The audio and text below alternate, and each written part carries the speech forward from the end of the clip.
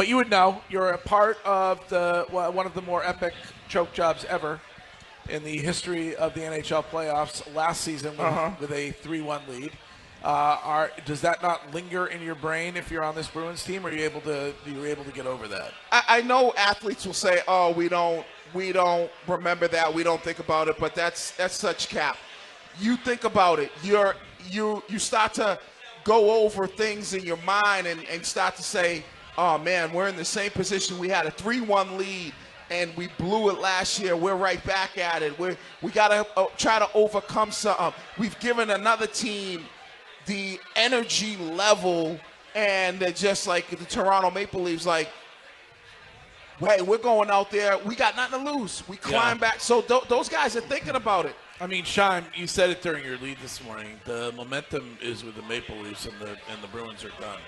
Yeah, that's what it feels like, right? Like it doesn't feel like there's any hope here. I mean, you basically didn't score a goal yesterday. It was embarrassing. I have to say though, I am always optimistic. I know that, but it would be amazing if the Bruins, they are favored, so it's not like everybody thinks they're dead. If they win that game Saturday night, overtime win, Game 7, and we get to have the entire Maple Leaf Garden just absolutely throwing up on themselves. Yes, Maple Leaf Square. Whatever the hell they call it. Yeah. But it's a Marchand's now been a part of all of these, by the way. Not a good look. I mean, obviously it's not his fault. Montgomery didn't blame him entirely. But this is just inexplicably bad that you would go up 3-1 again, and you would gag it away because your coach was trying to be cute in Game 5. Then you show up in Game 6 and you're even more disinterested in the first period.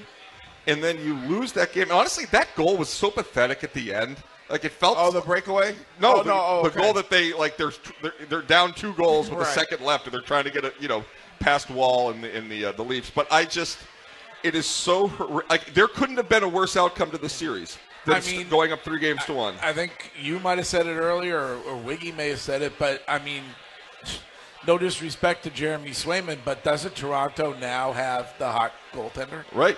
Well, I would say they're both equally as hot, right? But I would say this: who has the more confidence? Which team is more confident, and which team is going to play looser in Game 7? Well, the Leafs are definitely going to be looser in Game 7. They're going to be looser, and which team has more confidence going into Game 7? I think it's probably the Toronto Maple Leafs. Right?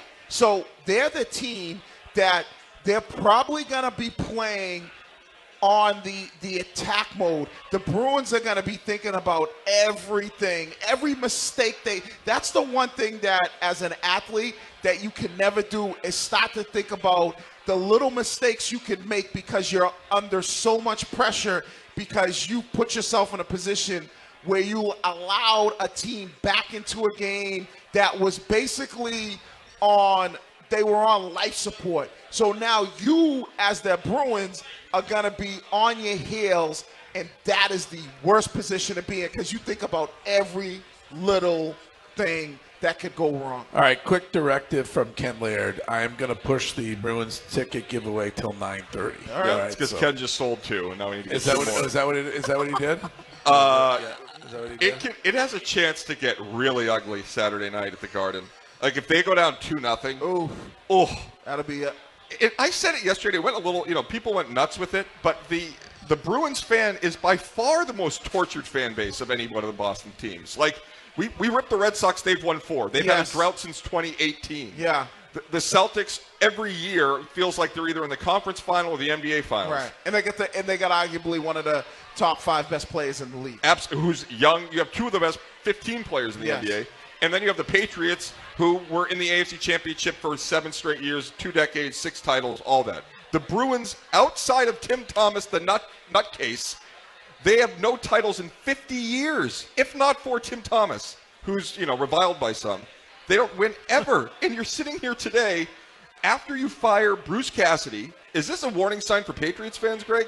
That you be careful what you do and what you wish for, because you change up the head coach, because Cassidy wasn't getting over the hump. He goes on to win it the next season. And then you bring in Monty, who's happy-go-lucky until his ass is on the line, and his first thing to do is he starts ripping pasta after the game. Yeah, I mean, Wiggy brought you think that was a you think that was a big mistake?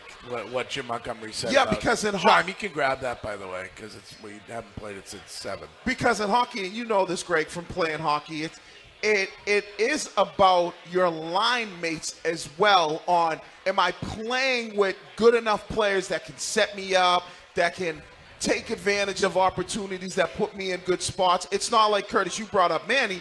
Manny can go in the box by himself and do what he needs to do. But in hockey, you rely on your line mates. Did you just say, Greg, you know this because you play hockey? Yeah, well, over 40, I was one over of 40. the better over 40 hockey players at Westboro. Wow. But who asked the question, Greg? Talk about a subset.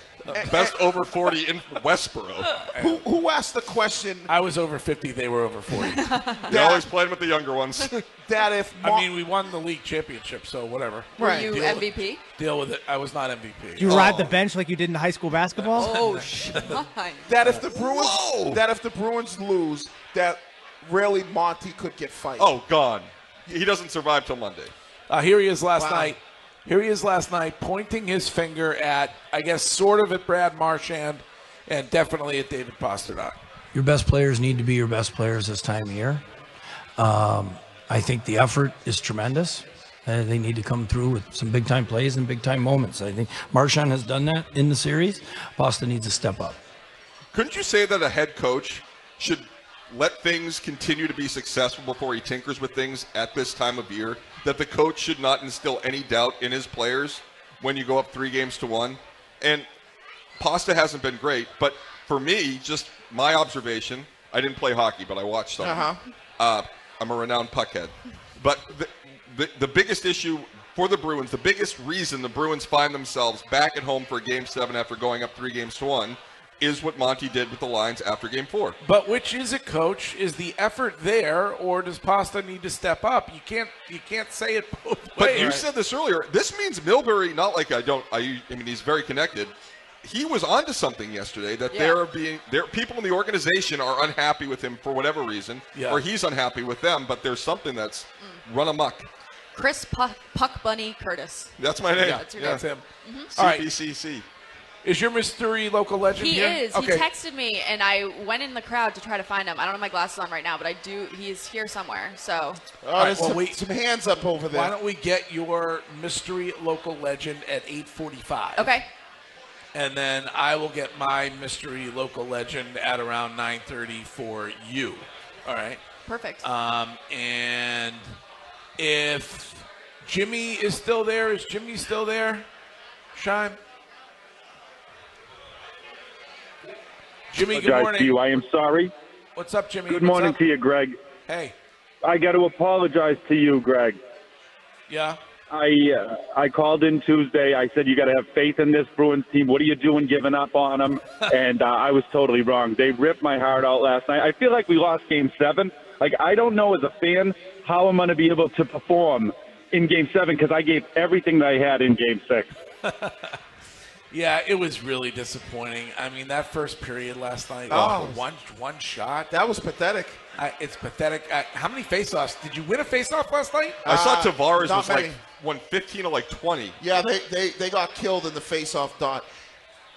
And this is why I say going into Game 7, you have to be, if you're a Bruins player, thinking about how you blew it and how you might blow it again. And how your coach immediately threw one of the best players under the bus. Or two, he kind of lightweight threw Marchand under there. But I thought he said Marchand's done it.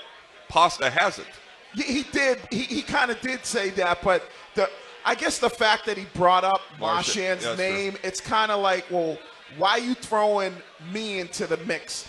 And I just think that when you start to criticize your best players, it's never a good look.